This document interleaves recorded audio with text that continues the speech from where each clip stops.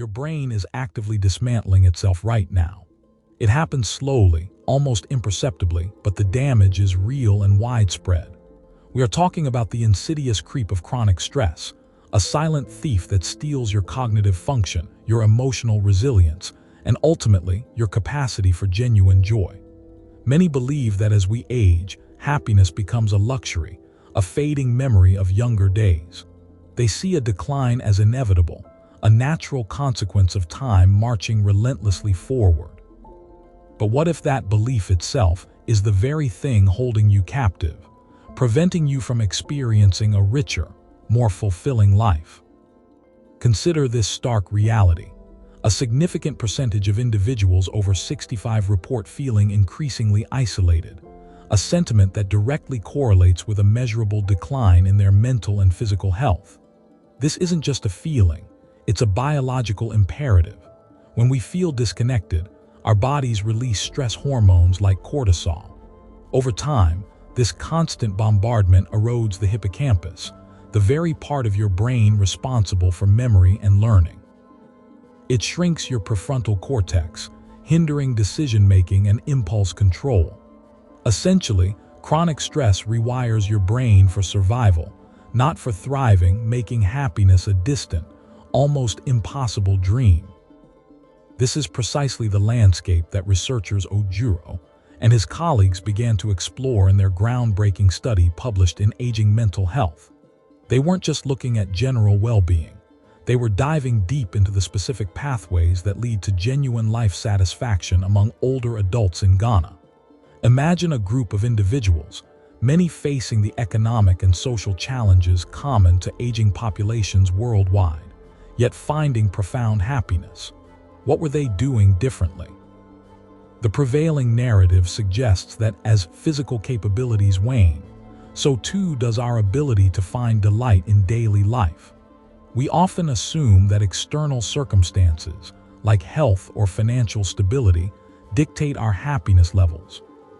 But the science, as it often does, reveals a far more complex and hopeful truth.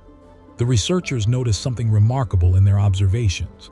It wasn't the presence of material wealth or perfect health that consistently predicted higher levels of life satisfaction. Instead, a powerful, often overlooked factor emerged with undeniable clarity: the strength and quality of their social connections. Think about it. We are fundamentally social creatures, wired for connection from birth. Yet in our modern world, we are increasingly encouraged to be independent, self-sufficient, and sometimes even isolated. This study offers a potent antidote to that pervasive loneliness. The study involved a diverse group of older adults in Ghana, a nation with its own unique cultural context and societal norms.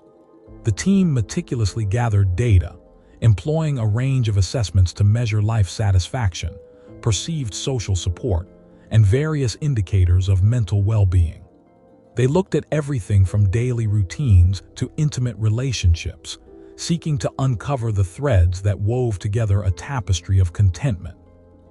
What they discovered was not a single magic bullet, but a constellation of interconnected factors, with social relationships shining brightest. They found that individuals who reported having strong, supportive relationships experienced significantly higher levels of life satisfaction, even when controlling for other variables like income or health status. This wasn't a marginal difference. It was a robust and statistically significant finding. It suggests that our social bonds act as a powerful buffer against the stresses of life, a vital nutrient for our brains and spirits. It's as if these connections provide a protective shield, allowing us to navigate challenges with greater resilience and a more positive outlook. Let's delve into the neuroscience of this phenomenon. When you engage in meaningful social interaction, your brain releases oxytocin, often called the bonding hormone. Oxytocin has a remarkable effect on the brain. It reduces activity in the amygdala, the brain's fear center, thereby lowering stress and anxiety. Simultaneously, it boosts activity in the prefrontal cortex, enhancing your ability to regulate emotions and think clearly. This biochemical cascade is like a natural antidepressant and anti-anxiety medication, all rolled into one. Furthermore, positive social interactions stimulate the release of dopamine, the neurotransmitter associated with pleasure and reward. This creates a feedback loop. The more connected you feel, the more pleasure you experience, which in turn encourages you to seek out more connection. It's a virtuous cycle that directly counteracts the neurochemical damage caused by chronic stress. The study in Ghana provided real-world evidence for this intricate dance of neurochemistry and social interaction. Consider the story of Amma, a woman in her late 70s who participated in the study. Amma had experienced significant personal loss, including the passing of her husband and several close friends. By many societal standards, she was at high risk for depression and declining well-being. However, Amma was an active member of her local community group, a vibrant network of women who met regularly for shared meals, storytelling, and mutual support. Despite her personal hardships, Amma consistently reported high levels of life satisfaction. When asked about her happiness, she would often speak of her sisters in the group. She described how they celebrated each other's small victories, comforted each other through difficult times, and shared laughter that echoed through her days. The researchers observed that Amma's regular engagement with this group provided her with a consistent source of oxytocin and dopamine, effectively mitigating the negative impacts of her grief and isolation. Her brain, even in the face of adversity, was being actively nourished by her social environment. The mechanism is surprisingly simple, yet profoundly impactful. Think of your brain as a garden. Chronic stress is like a relentless drought, slowly withering the plants and depleting the soil. It starves the neural pathways that support happiness and well-being. Social connections, on the other hand, are like a gentle, consistent rainfall. They nourish the soil, encouraging new growth and strengthening existing plants. They create an environment where joy can flourish. This scientific understanding offers a powerful counter-narrative to the common misconception that happiness is solely dependent on external achievements or the absence of problems. The study revealed that while challenges are inevitable, our ability to navigate them and find joy is significantly enhanced by the quality of our relationships. It's not about having a large number of friends. It's about the depth and authenticity of those connections. So, why do so many people struggle with this, even when the science is clear? One of the primary reasons is our ingrained societal conditioning. We are often taught to prioritize individual success and self-reliance above all else. This can lead us to neglect the cultivation of meaningful relationships, viewing them as secondary to career advancement or personal goals. We might tell ourselves we don't have enough time, or that it's too difficult to form new connections as we get older. Another significant barrier is the fear of vulnerability. Building deep, authentic relationships requires opening ourselves up to others, sharing our thoughts, feelings, and even our weaknesses. This can be daunting, especially for those who have experienced past hurts or betrayals. The protective walls we build to shield ourselves can, ironically, isolate us and prevent the very connections that could bring us solace and joy. A third, often unrecognized, mistake is the passive approach to relationships. Many people wait for relationships to happen to them, rather than actively creating them. They might attend social events but remain on the periphery, or engage in superficial conversations without delving deeper. This lack of intentionality means that opportunities for genuine connection are often missed. The study in Ghana highlights that active participation and investment in relationships are key. The paradox, as the title suggests, lies in the fact that the very people who might seem most vulnerable due to age or circumstance, the older adults in Ghana, were often the ones who had mastered the art of cultivating happiness through connection. They understood something fundamental that many younger generations are just beginning to grasp. They understood that life satisfaction isn't a destination you arrive at, but a journey you undertake with others. This brings us to a crucial point. The science behind this isn't just theoretical, it's profoundly practical. The neurochemical changes that occur during positive social interactions are not fleeting. They can create lasting shifts in your brain's architecture, making you more resilient to stress and more open to experiencing happiness. The more you engage in meaningful connections, the more you are essentially rewiring your brain for joy. Think about the impact of a truly supportive friend. When you share a problem with them and they listen without judgment, offering empathy and understanding, you feel a sense of relief. That relief isn't just emotional, it's physiological. Your stress hormones decrease, and your brain releases feel-good chemicals. This is the neuroscience of change in action. It's your brain responding to a positive social stimulus, actively working to restore balance and well-being. The study's findings are especially relevant in today's world, where digital connections often substitute for genuine human interaction. While online platforms can offer a degree of connection, they rarely provide the same depth of emotional support and biochemical benefits as face-to-face interactions. The warmth of a shared smile, the comfort of a gentle touch, the resonance of shared laughter, these are powerful stimuli that our brains crave. The researchers observed that the older adults in Ghana who thrived were not necessarily those with the most extensive social networks, but those with the most meaningful ones. These were relationships characterized by trust, reciprocity, and genuine care. They were relationships where individuals felt seen, heard, and valued. This is a critical distinction. Quantity does not equal quality when it comes to social connection and happiness. The implications for how we approach our own lives are immense. If chronic stress is indeed dismantling your brain, then building strong social connections is not a luxury. It is a necessity for maintaining cognitive health and emotional well-being. It is an active form of self-care, a powerful intervention against the ravages of stress. The study in Ghana provides a powerful case study. It demonstrates that even in the face of significant life challenges, the cultivation of strong social bonds can lead to profound life satisfaction.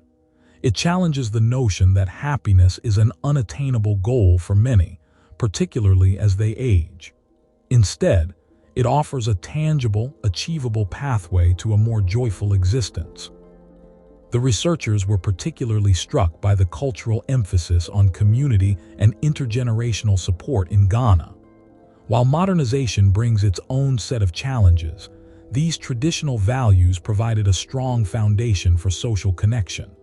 This suggests that incorporating similar principles into our own lives, regardless of our cultural background, can have a significant impact. One of the key takeaways from the study is the concept of perceived social support. This refers to an individual's belief that they have people they can rely on in times of need.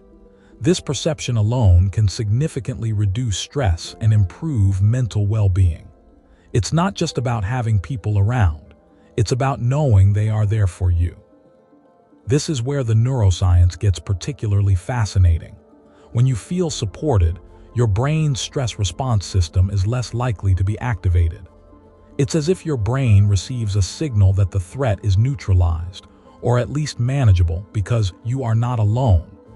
This can have a cascading effect, reducing inflammation, improving sleep, and even boosting your immune system. Consider the opposite scenario, feeling completely alone and unsupported. In such a situation, your brain perceives a constant state of threat. This triggers the release of stress hormones, which, over time, can lead to a host of physical and mental health problems. The study in Ghana offers a clear demonstration of how to steer away from this detrimental path. The researchers also noted the importance of active engagement in social activities. It wasn't enough to simply have a large network. Individuals who actively participated in community events, religious gatherings, or family activities reported higher levels of happiness. This suggests that consistent, meaningful involvement is crucial. This is where many people falter. They might have a few acquaintances but lack the deep, consistent engagement that fosters true connection. They might attend a party but spend most of their time on their phone, or engage in superficial conversations that don't lead to genuine understanding.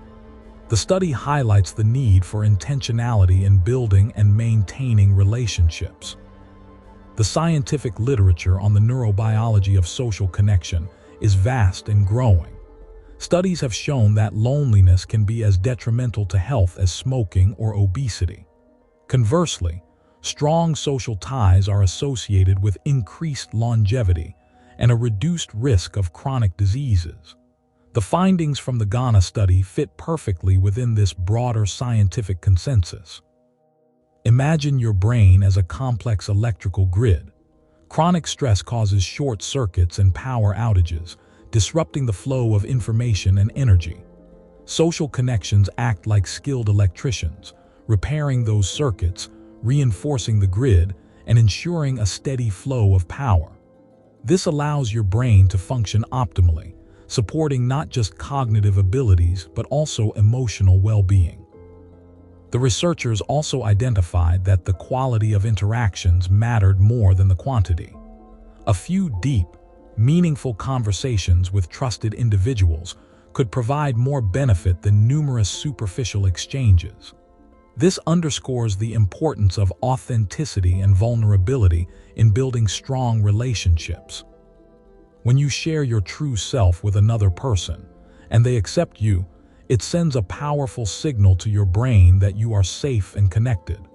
This experience can be deeply healing and profoundly satisfying. It's the antidote to the isolation that often accompanies modern life. The study's findings are particularly relevant to the listener's situation. If you are experiencing chronic stress and feeling its detrimental effects on your mind and body, then the solution might not be found in more productivity hacks or stress reduction techniques alone. It might be found in the simple, yet profound, act of nurturing your social connections. The twist, the paradox that many miss, is that the path to increased happiness and well-being as we age is not about accumulating more possessions or achieving greater external success. It's about deepening our human connections. It's about recognizing that our greatest resource is not our individual strength, but our collective strength, our ability to lean on and be leaned upon by others. The 3 specific mistakes you have probably made are: 1. Believing that happiness is a solitary pursuit, achievable through individual effort alone. 2. Allowing fear or past experiences to prevent you from opening yourself up to vulnerability and genuine connection. And 3. Adopting a passive approach to relationships, waiting for them to happen rather than actively cultivating them. The concrete method to begin shifting this in your life is incredibly straightforward, yet requires consistent effort. Today, commit to one single action. Reach out to someone you haven't spoken to in a while, someone who brings you genuine joy. It could be a phone call, a video chat, or even a thoughtful text message. The content of the conversation is less important than the act of reaching out and reconnecting. This single action, repeated consistently, will begin to create a positive feedback loop in your brain. It will stimulate the release of those feel-good neurochemicals, reduce your stress response, and begin to rewire your brain for greater happiness and resilience. The science from Ghana and countless other studies confirms that this is not just a nice idea, it is a powerful biological imperative. The impact of this shift can be profound. Imagine feeling more connected, more supported, and more joyful, not because your circumstances have magically changed, but because you have actively cultivated the relationships that nourish your mind and spirit. This is the promise of the happiness paradox, a promise that is within your reach, starting today. The researchers in Ghana were not just collecting data, they were witnessing a living testament to the power of human connection.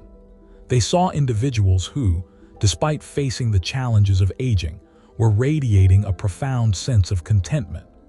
This contentment wasn't a result of denial or ignorance. It was a product of deeply ingrained social bonds that provided a buffer against life's inevitable difficulties. The study's strength lies in its real-world application. It wasn't conducted in a sterile laboratory setting, but within the vibrant tapestry of everyday life in Ghana. This makes the findings incredibly relatable and actionable for anyone seeking to enhance their own well-being. The insights gained are not abstract theories. They are practical strategies for living a more fulfilling life. Think about the implications for older adults who are increasingly isolated in many parts of the world. The findings from this study offer a beacon of hope, suggesting that even in the face of potential loneliness, the active cultivation of social connections can be a powerful antidote. It empowers individuals to take control of their own happiness, regardless of their age or circumstances. The researchers observed a remarkable sense of resilience among the participants who had strong social networks. When faced with adversity, they were able to draw upon the support of their friends and family, allowing them to bounce back more quickly and with less emotional distress. This resilience is a direct outcome of their interconnectedness. This is the essence of the neuroscience of change. Our brains are not static entities. They are constantly adapting and rewiring based on our experiences. Positive social interactions provide the optimal conditions for this rewiring, fostering resilience, enhancing emotional regulation, and increasing our capacity for joy. The study in Ghana provides a compelling illustration of this principle in action. The next time you feel overwhelmed by stress or a sense of disconnection, remember the wisdom of the older adults in Ghana. Their lives demonstrate that the most potent source of happiness is not found in external achievements, but in the deep, authentic bonds we forge with one another. This is the powerful, often overlooked, key to a life well lived. Let's delve deeper into this incredible science, the way our brains are shaped by our experiences. We've seen how connection can foster happiness, but what happens when that connection is absent, or worse, when stress takes over? Today, we're going to explore the darker side of our brain's adaptability, and it's a crucial part of understanding how to truly thrive. You see, our brains are incredibly sophisticated survival machines. They are designed to protect us, to keep us safe. And for most of human history, that meant dealing with acute, short-term threats. Think of a tiger in the jungle. Your heart races, your senses sharpen, your body prepares for fight or flight. That's a healthy stress response. But in our modern world, we often face chronic, unrelenting stress. Deadlines, financial worries, relationship conflicts, constant digital bombardment. These are not tigers, but they trigger the same primal alarm system in our brains. This prolonged activation of our stress response, what scientists call chronic stress, has a profound and damaging impact on our brain structure and function. It's like leaving a fire alarm blaring continuously. Eventually, the system breaks down, and the damage can be quite significant. One of the key areas affected is the hippocampus, a part of the brain vital for learning and memory. Chronic stress can actually shrink the hippocampus, making it harder to form new memories and recall old ones. Imagine trying to learn a new skill or remember important information when this crucial area is compromised. Another area that suffers is the prefrontal cortex, the brain's executive control center. This is where we do our planning, our decision-making, our impulse control, and our emotional regulation. When the prefrontal cortex is under siege from chronic stress, these functions become impaired. We might find ourselves making impulsive decisions, struggling to focus, or having difficulty managing our emotions. It's like the captain of the ship losing control of the rudder. The amygdala, the brain's fear center, also plays a critical role. Chronic stress can actually make the amygdala hyperactive, leading to increased feelings of anxiety, fear, and even paranoia. It's like the alarm system becoming overly sensitive, triggering false alarms even when there's no real danger. This constant state of heightened alert is exhausting and can significantly diminish our quality of life. The delicate balance within our brains is disrupted, creating a cascade of negative effects. Now let's bring this to life with a story. Meet Sarah. Sarah was a driven marketing executive, always on the go, always striving for the next promotion. Her life was a blur of early mornings, late nights, and endless pressure. She prided herself on her ability to handle it all, her resilience, her sheer willpower. But beneath the surface, a storm was brewing. She started noticing small things at first. Forgetting appointments, misplacing her keys more often, struggling to concentrate during important meetings. She brushed them off as signs of being busy, of working hard. Her colleagues noticed too. She became more irritable, snapping at people for minor reasons. Her creative spark, once so vibrant, seemed to have dimmed. She felt perpetually exhausted, even after a full night's sleep, which was rare. One day, during a crucial client presentation, Sarah completely froze. The words wouldn't come, her mind went blank, the room seemed to spin. She stammered, apologized, and practically fled the room, leaving her team in stunned silence.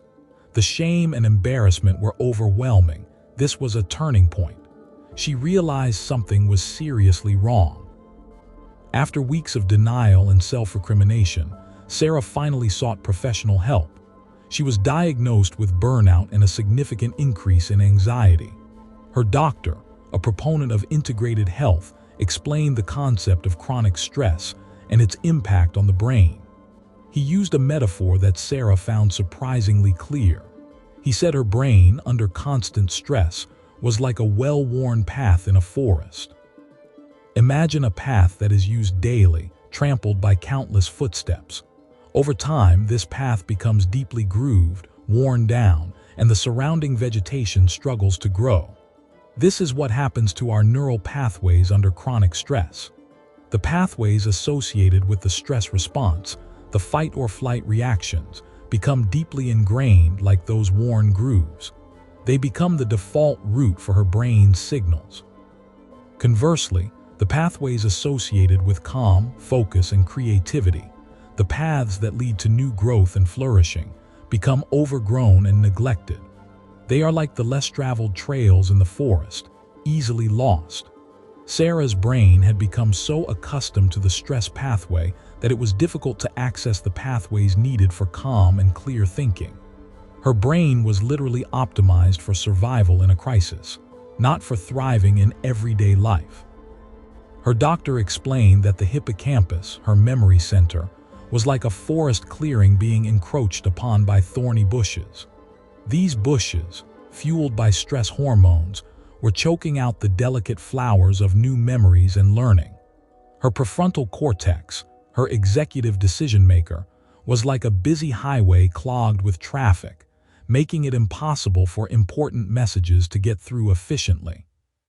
And her amygdala, her fear center, was like a forest lookout tower with a perpetually ringing bell, alerting her to dangers that weren't actually there.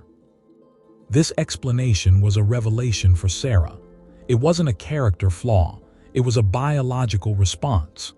She understood that her brain had adapted to her stressful environment, but in doing so, it had created a feedback loop that was detrimental to her well-being. The challenge now was to reroute those pathways, to cultivate new, healthier ones. The journey wasn't easy. It involved a conscious, deliberate effort to change her lifestyle and her mental habits. She started by implementing small, consistent changes. She began with mindfulness meditation, even just 5 minutes a day. Initially, her mind raced, filled with to-do lists and anxieties. But with practice, she found moments of stillness. These moments were like a gentle breeze clearing away some of the overgrowth on those neglected pathways. She also started incorporating gentle exercise, like walking in nature. This wasn't about intense workouts. It was about reconnecting with her body and her environment. The rhythmic movement and fresh air were like sunlight and rain for those struggling pathways, helping them to regain their vitality. She also made a conscious effort to set boundaries at work, learning to say no to non-essential tasks and delegating where possible. This was like strategically clearing away some of the thorny bushes that were encroaching on her hippocampus. The most significant shift, however, came when she consciously shifted her focus from what was causing stress to what brought her joy and peace. She started journaling regularly, not just about her problems, but about things she was grateful for, about moments of beauty she observed. This was like planting new seeds in the forest clearing, seeds that would eventually grow into vibrant flowers. The results weren't immediate, but they were measurable. Within a few months, Sarah noticed a significant improvement in her ability to concentrate. Her memory began to sharpen. She found herself feeling less irritable and more patient. The overwhelming anxiety started to recede, replaced by a sense of calm. Her colleagues remarked on her renewed energy and positive outlook. The true paradox in Sarah's story, and in the neuroscience of change, lies in this. The very system that is designed to protect us can, when chronically activated, become our greatest adversary. Our brains are so adaptable that they can inadvertently build prisons of stress and anxiety. But this same adaptability is also our greatest hope. It means we have the power to consciously cultivate new pathways, to rewire our brains for resilience and well-being. The unexpected twist here is that the solution isn't about suppressing stress, but about actively nurturing the opposite. It's not about becoming immune to challenges, but about building the internal resources to navigate them with grace. Sarah didn't eliminate stress from her life entirely. That's an unrealistic goal. Instead, she learned to manage her brain's response to it. She learned to prune the overgrown, damaging pathways and cultivate the fertile ground for peace and happiness. The unanswered question that lingers is how deeply ingrained these stress pathways can become, and if there are some individuals for whom rerouting is significantly more challenging. We know that genetics and early life experiences play a role in our stress vulnerability. So, while Sarah's journey offers immense hope, it also hints at the complexity of brain rewiring. Some individuals might require more targeted interventions, more intensive support to forge those new pathways. This brings us to a crucial point. While Sarah's story is one of personal triumph, the collective impact of chronic stress on our society is immense. It affects our productivity, our relationships, and our overall health. Understanding the neuroscience behind it empowers us not only to help ourselves, but also to advocate for environments that promote well-being and reduce chronic stressors. The science from Ghana showed us the power of connection as a buffer. Now we see how chronic stress erodes that buffer, and how actively rebuilding our internal landscape is a powerful act of self-preservation and self-creation. The journey continues, and the potential for transformation is truly remarkable, but it requires intention, consistency, and a deep understanding of our own incredible brains. The path forward is not always clear, but the possibility of a more resilient and joyful existence is undeniably within our reach. Let's explore a real-life example that truly embodies the principles we've been discussing. Imagine David, a man in his early 50s, working as a project manager for a large engineering firm. David's life had been a relentless cycle of deadlines, demanding clients, and a constant feeling of being underwater. His days began before sunrise and often ended late into the evening, leaving little room for anything else. He'd always prided himself on his ability to handle pressure, seeing it as a badge of honor, a testament to his dedication and competence. However, over the past few years, David noticed something was fundamentally changing within him. His once sharp focus had dulled, and he found himself rereading emails multiple times to grasp their meaning. His temper, usually well-controlled, began to fray easily, leading to strained interactions with his team. He started experiencing persistent headaches, and his sleep was frequently interrupted by a racing mind, replaying anxieties about upcoming projects and potential failures. He felt a constant knot of tension in his stomach, a physical manifestation of the chronic stress that had become his unwelcome companion. David's wife, a keen observer of his well-being, noticed the changes too. She'd express concern about his exhaustion and his growing irritability, but David would often brush it off, attributing it to the demands of his job. He believed that pushing through was the only way to succeed, that acknowledging his struggle would be a sign of weakness. This belief system, deeply ingrained from years of intense professional competition, prevented him from seeking help or even admitting to himself the toll his lifestyle was taking. The tipping point came during a crucial client presentation. David, usually poised and articulate, found himself fumbling for words, his mind a blank. He felt a wave of panic wash over him, an experience so foreign and terrifying that it jolted him out of his denial. He saw the confused and concerned faces of his colleagues and the disappointment on the client's face. That evening, sitting alone in his office, the weight of his situation crashed down on him. He realized he was no longer just stressed. He was actively harming himself, his career, and his relationships. Driven by this stark realization, David decided to make a change, a deliberate decision to break free from the suffocating grip of chronic stress. He didn't have a grand plan, but he knew he needed to do something different. His first concrete action was to set a firm boundary. He would leave work by 6 o'clock every evening, no exceptions. This was a radical departure from his lifelong habits and met with initial resistance from his own ingrained work ethic. He felt an almost physical pull to stay longer, to check just one more email, to finish one more task. The first few weeks were incredibly challenging. He felt guilty about leaving, as if he were shirking his responsibilities.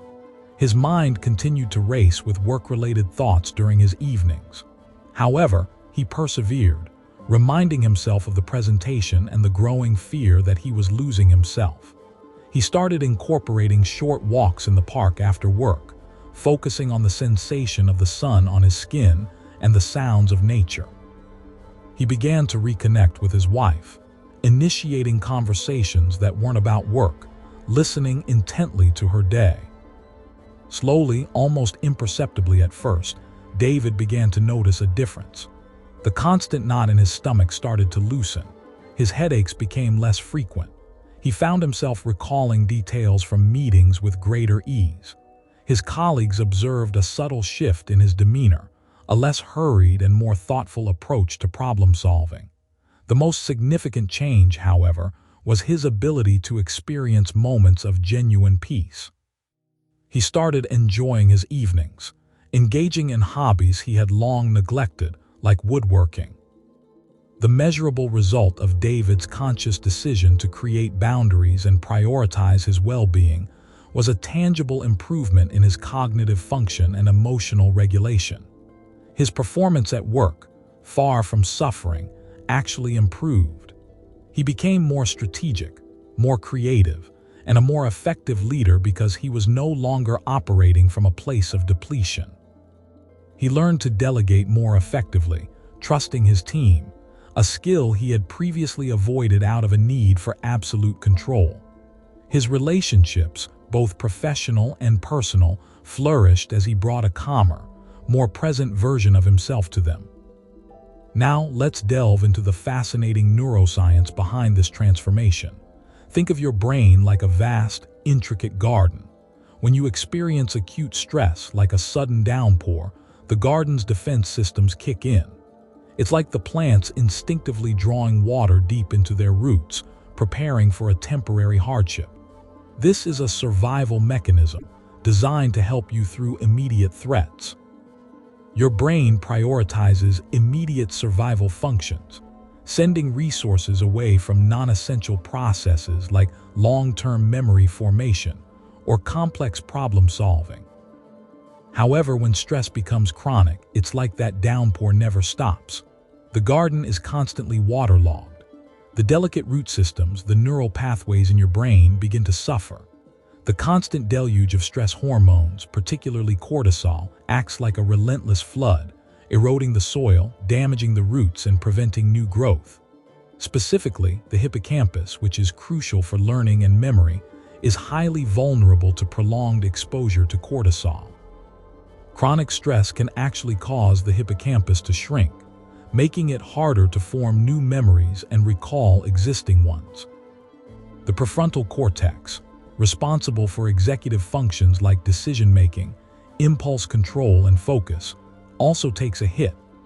Imagine the floodwaters washing away the carefully tended flower beds where your most important decisions and creative thoughts are nurtured. The constant stress response keeps your brain in a state of hypervigilance, a primitive fight or flight mode, which prioritizes immediate reactions over thoughtful consideration. This is why David found himself fumbling during his presentation. His prefrontal cortex was compromised by the sustained stress. The metaphor I want to share with you today is this. Your brain under chronic stress is like a brilliant but overworked chef in a tiny, chaotic kitchen. This chef has incredible talent and can create masterpieces.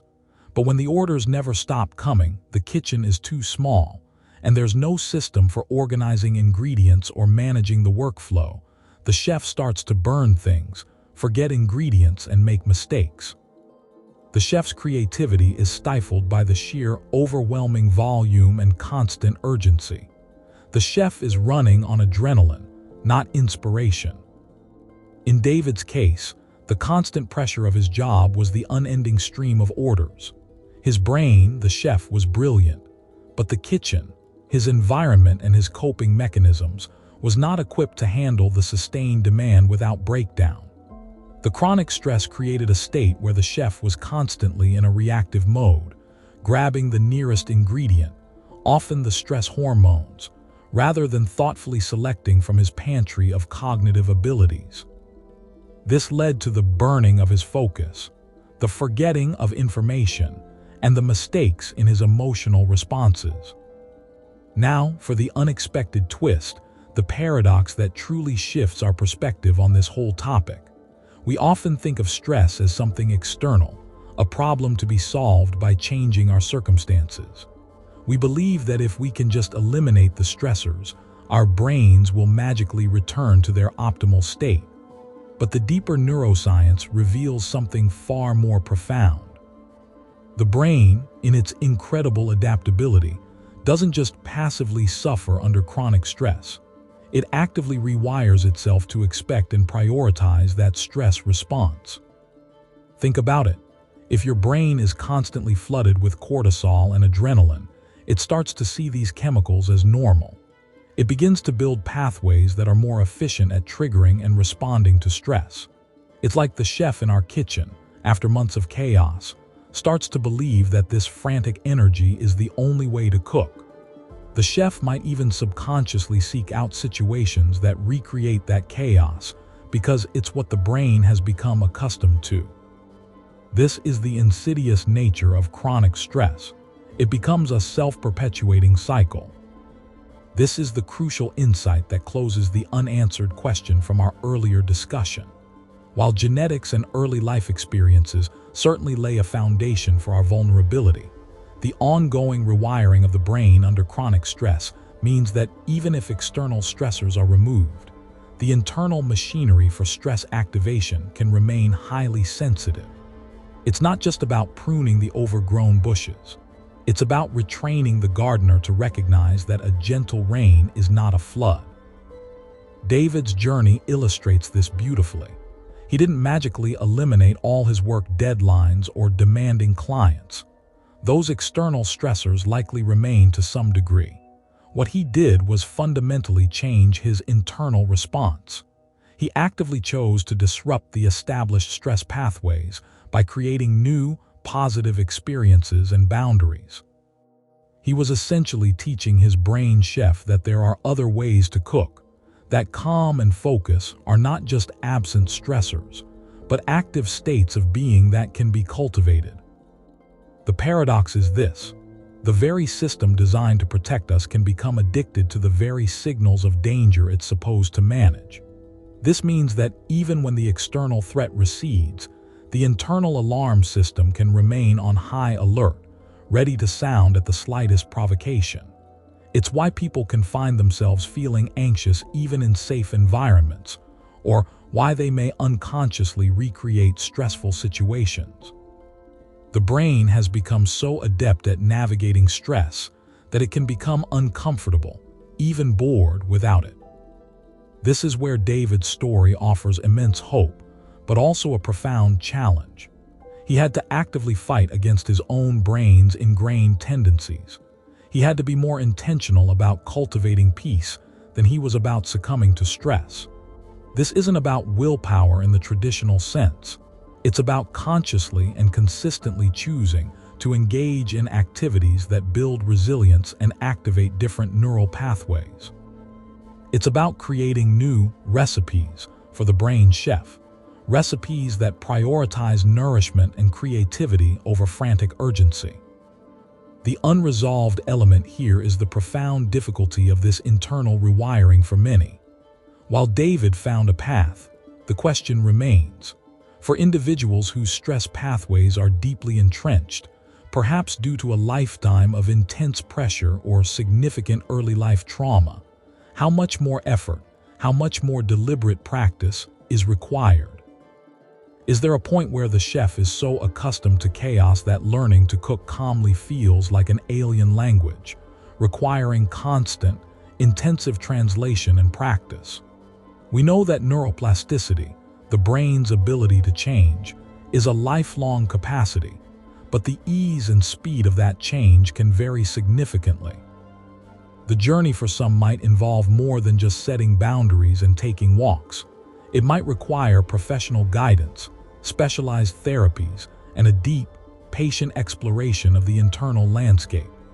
This ongoing struggle, this potential for deeply ingrained patterns to resist even conscious efforts, is the frontier we are still exploring, and it's what makes the potential for transformation so compelling, yet so complex. The brain, in its incredible wisdom, is designed for survival. When faced with danger, it floods our system with stress hormones. This is a fantastic short-term survival mechanism, helping us fight or flee. However, when these stress signals become a constant hum, a never-ending emergency broadcast, our brain begins to change in ways that are detrimental to our long-term well-being. Chronic stress literally reconfigures your neural architecture, making it harder to think clearly, regulate emotions, and feel joy. It's like constantly running your most sensitive computer on an overloaded circuit. Eventually, crucial components start to fry. Think about what happens when you're under immense pressure for an extended period. Your focus narrows, your patience wears thin, and your ability to see the bigger picture diminishes. This isn't a character flaw. It's your brain prioritizing immediate threats over complex problem-solving or nuanced emotional responses. The hippocampus, a region vital for learning and memory, begins to shrink. Meanwhile, the amygdala, the brain's alarm center, becomes hyperactive. This creates a vicious cycle where you become more sensitive to stressors, which in turn further damages these brain regions. It's a biological trap, and understanding how it works is the first step toward escaping it. Many people attempting to break free from the grip of chronic stress fall into predictable patterns of thinking and behavior that inadvertently reinforce their predicament. The first mistake is the belief that external circumstances are the sole drivers of their stress. They might say, "I'll be happy when my boss leaves," or "My stress will disappear once this project is finished." While external factors certainly contribute, this mindset overlooks the internal processing of those factors. It places all the power outside oneself, making genuine change feel impossible until the external world magically shifts. The second common misstep is the tendency to self-medicate or numb the uncomfortable feelings associated with stress. This can manifest as excessive alcohol consumption, overeating, endless scrolling on social media, or binge-watching television. While these activities offer temporary distraction, They actively shut down the brain's ability to process emotions and learn from experiences. Instead of building resilience, they create a dependency on external crutches, further hindering the development of healthy coping mechanisms and reinforcing the cycle of avoidance. The third significant error is the expectation of an overnight transformation. People often try a new stress management technique for a few days, don't see immediate, dramatic results, and then abandon it, concluding it doesn't work. They then bounce from one solution to another, never giving any single approach enough time to genuinely rewire their neural pathways. This impatience, while understandable given the discomfort of chronic stress, actively sabotages the very process of change that requires consistent effort and time to take root. To effectively dismantle chronic stress, we need a deliberate, step-by-step method that addresses these pitfalls head-on. The first crucial step is to cultivate a heightened awareness of your internal state.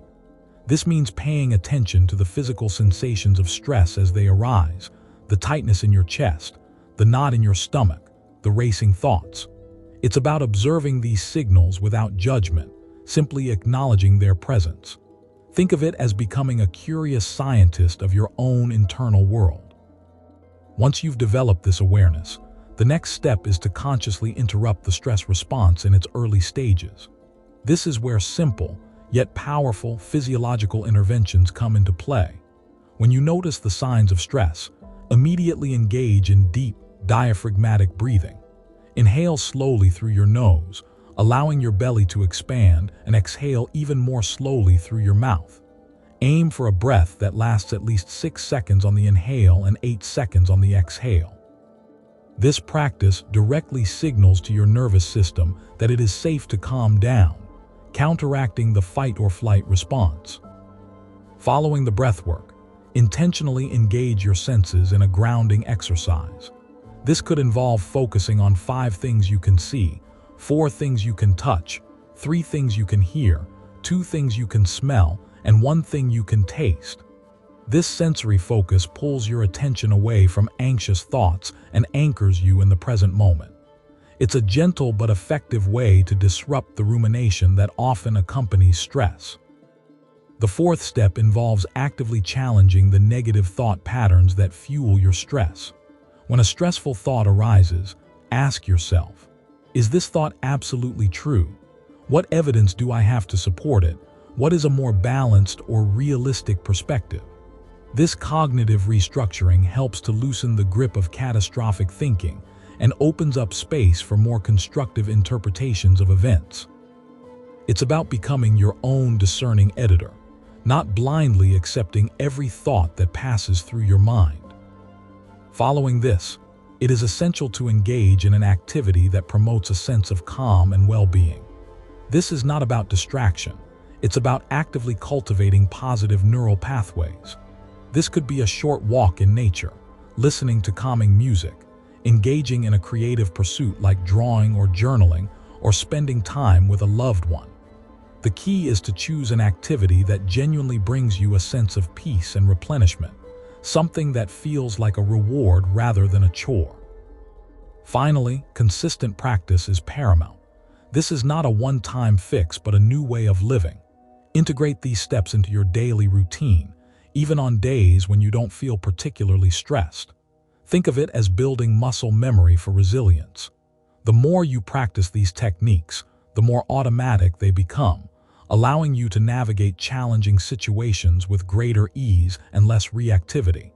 It's about creating a new default setting for your nervous system. Let me share a couple of quick examples of individuals who have applied this framework with remarkable results. Sarah, a marketing executive, was constantly overwhelmed by demanding deadlines and a high-pressure work environment. She had been experiencing frequent panic attacks and insomnia for years. She began by consciously tracking her stress signals, noticing the tightness in her shoulders and the racing thoughts that would begin around 2 in the afternoon. She started with the breathing exercises. Initially, it felt awkward, but she committed to doing it for 5 minutes every hour.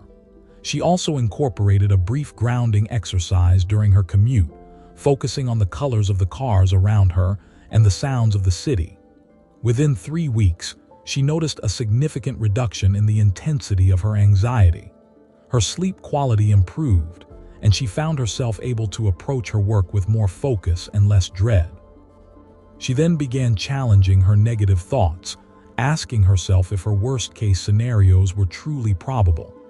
This cognitive shift allowed her to delegate tasks more effectively and say no to non-essential commitments, reclaiming valuable time and energy. Over 6 months, her panic attacks ceased entirely, and her doctor noted a significant decrease in her stress hormone levels. Another example is Mark, a retired teacher who found himself increasingly isolated and experiencing a pervasive sense of low mood after his children moved away. He felt a lack of purpose and found his days dragging. He started by acknowledging his feelings of loneliness and lack of engagement without judgment. He then committed to a daily 10-minute walk in his local park, focusing on the sights and sounds of nature. This sensory engagement helped him feel more present and less lost in his thoughts. He also began a journaling practice, not to dwell on his problems, but to explore activities that once brought him joy. He rediscovered his love for woodworking. He started small, creating simple birdhouses. This creative outlet provided a sense of accomplishment and shifted his focus from what was missing to what he could create. He also made a conscious effort to connect with others, joining a local book club and volunteering at the animal shelter. Within 4 months, Mark reported a dramatic improvement in his mood. He felt more engaged with life, had a renewed sense of purpose, and his overall well-being score, which he tracked through a simple weekly self-assessment, had increased by 40%. The neuroscience of stress reveals that our brains are remarkably adaptable, but this adaptability can work for or against us. Chronic stress hijacks this adaptability, leading to detrimental changes. However, by understanding the mechanisms at play and implementing a deliberate, consistent approach, we can actively guide our brain towards healing and resilience. The key is to move from a reactive mode of simply enduring stress to a proactive mode of cultivating calm and well-being. This is not about eliminating all challenges from life. That is an unrealistic and ultimately unhelpful goal. Instead, it is about building the internal capacity to navigate those challenges without being overwhelmed. It's about retraining your brain chef to prepare nourishing meals instead of constantly serving up emergency rations. It's about understanding that your internal state is not solely dictated by external events, but by the way you process and respond to them. So here is the single action you can take today. Right now, before you do anything else, find a quiet space for just 3 minutes. Close your eyes or soften your gaze. Place one hand on your chest and the other on your belly. Take 3 slow, deep breaths, inhaling through your nose and exhaling through your mouth. Feel the rise and fall of your abdomen. This simple act is the first step in reclaiming your internal landscape. It is a declaration to your nervous system that you are present, and you are ready to begin the journey of healing and transformation. Remember, the most profound changes often begin with the smallest, most consistent efforts. You have the power to reshape your brain. You have the capacity to build a life filled with greater peace and resilience. Trust in that capacity and take that first breath today.